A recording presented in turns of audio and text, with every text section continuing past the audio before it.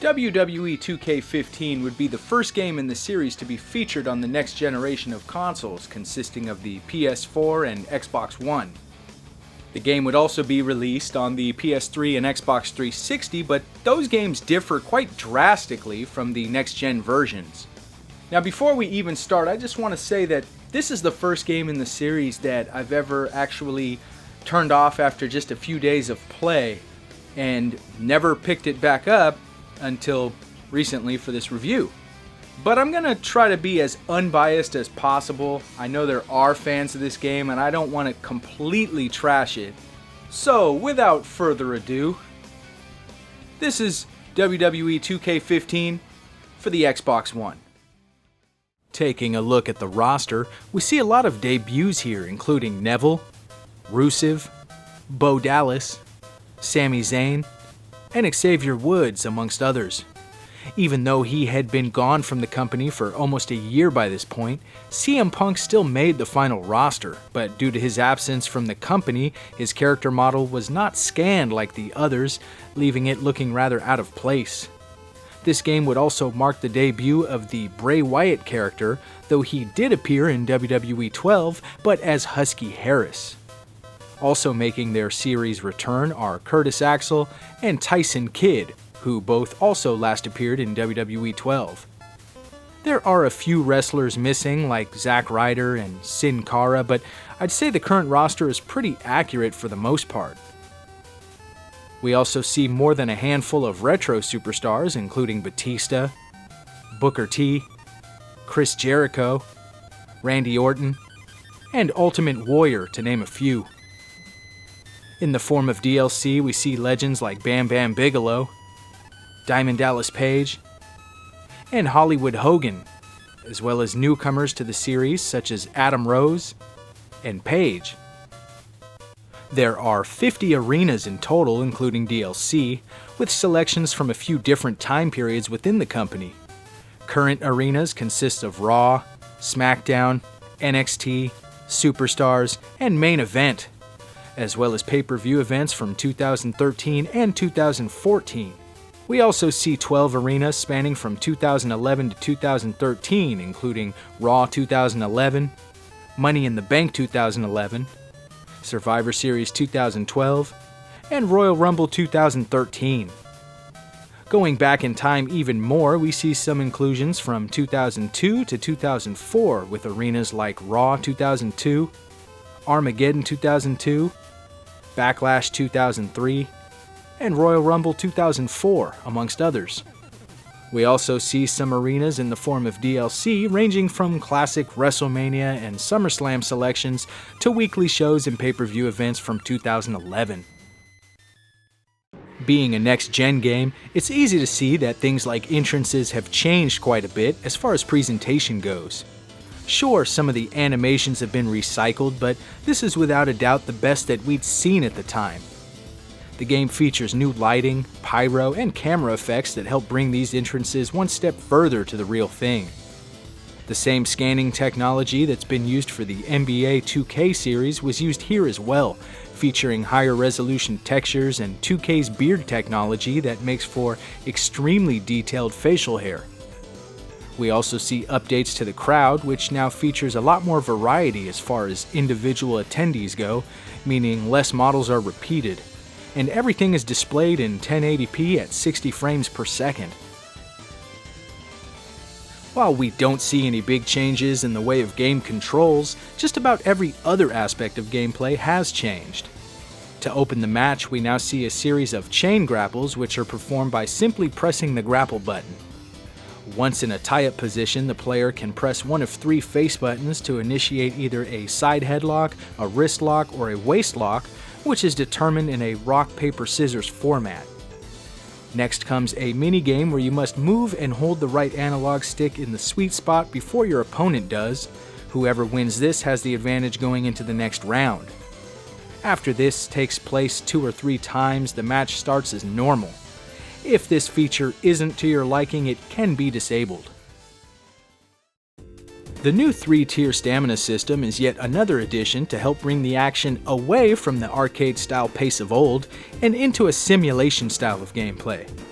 Not only does running drain your wrestler's energy, but moves do as well. The first tier allows a wrestler to perform every action as normal. The second tier causes the wrestler to slow down. And the third tier drains a wrestler so badly that eventually they won't even be able to perform finishers. Not only will your opponent sell bigger moves more realistically, but even the wrestler performing a devastating move will take longer to recover. You'll also notice new animations for drained wrestlers like crawling on the mat, slowly climbing the turnbuckle, and even strikes that lack any kind of energy. And speaking of strikes, they've been slowed down a bit. In fact, the gameplay in general is a lot slower, whereas last year's game everything was sped up. They did a pretty good job at making sure the collision detection was improved, and in return, bugs are less frequent than before. Outside of the chain grapples, moves are now performed instantly without the initial tie-up positions. A few years back, we saw the addition of the wake-up taunt. This year, we see the charged finisher, which combines the taunt with a wake-up animation and a finisher all in one. Skill categories are set up to stop wrestlers from performing moves outside of their abilities, so you won't see smaller guys lifting larger wrestlers over their heads, and you won't see giants climbing the turnbuckle.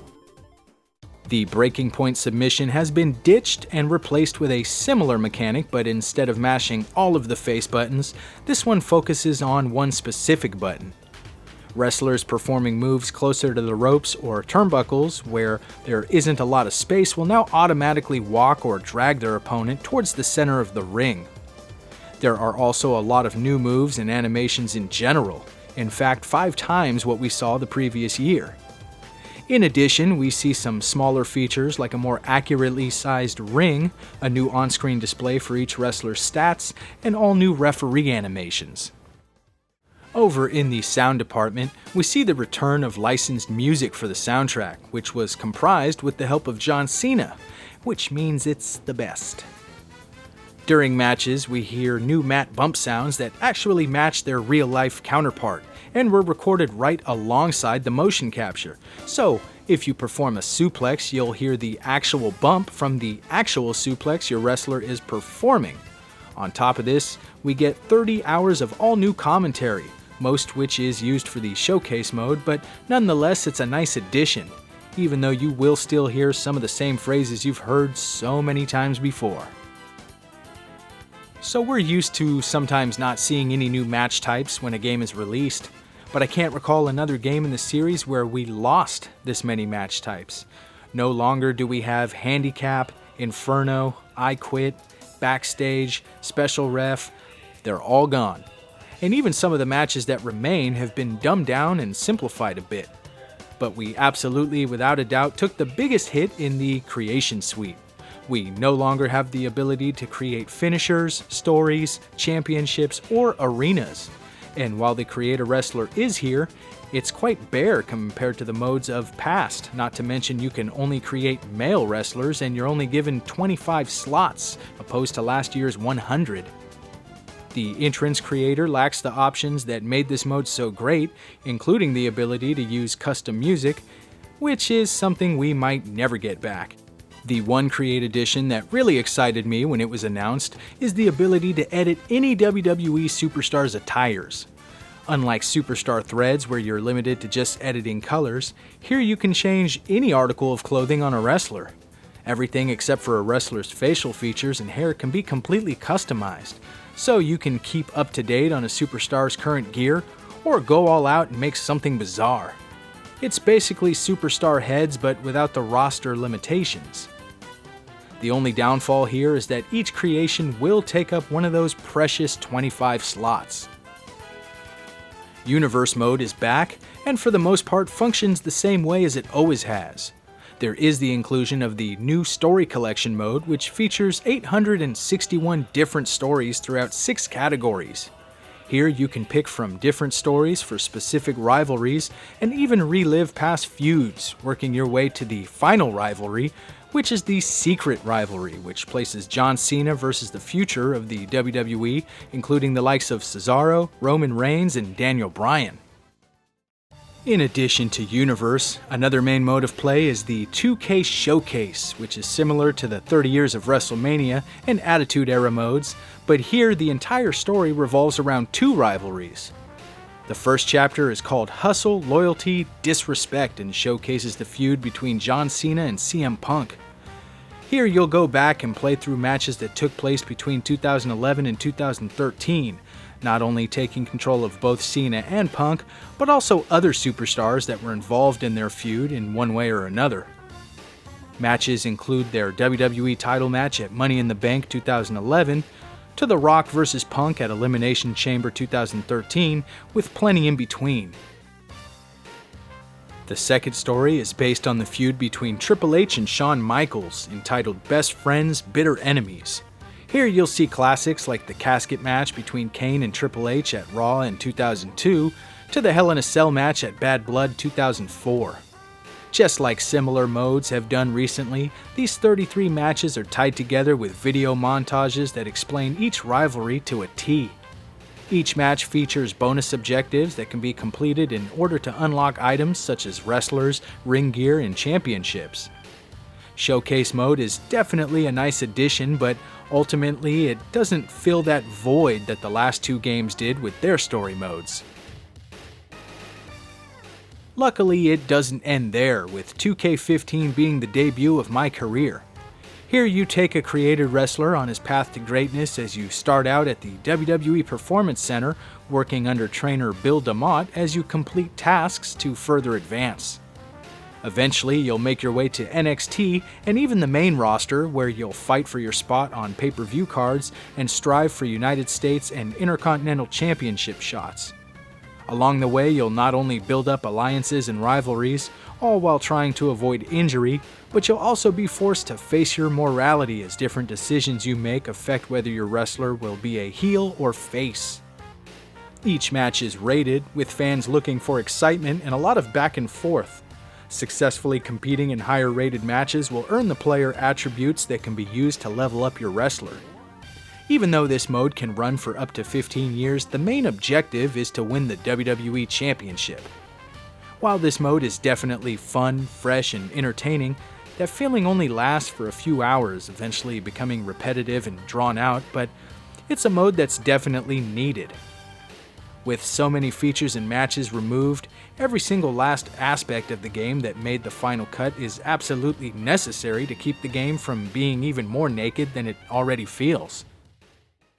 And that's really what things boil down to here with 2K15. The roster features a lot of selection when you include DLC, but still feels a lot less diverse than recent titles.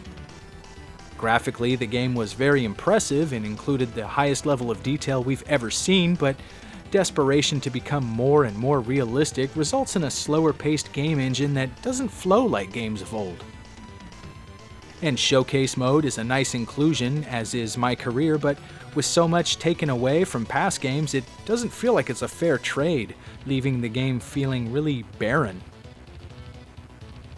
At the beginning of this review, I mentioned that after I purchased this game, I played it for a few hours and put it up on the shelf, never to be touched again until now. This game actually led me to avoid 2K16 for nearly a year after its release. Now, is it really that bad? No, it's not that bad, but after games like WWE 13 and 2K14, it kind of feels like it. Thanks to everybody that's watched my videos throughout the years. I started with wrestling games from the mid-90s, and some 4 or 5 years later I've covered just about every big-name wrestling game released in the US, but don't worry, there's always more, as there are some I still haven't touched on, like TNA Impact, Fire Pro Returns, WWE All-Stars, and Japanese exclusive titles. So, as always, stay tuned for more Spotlight video game reviews.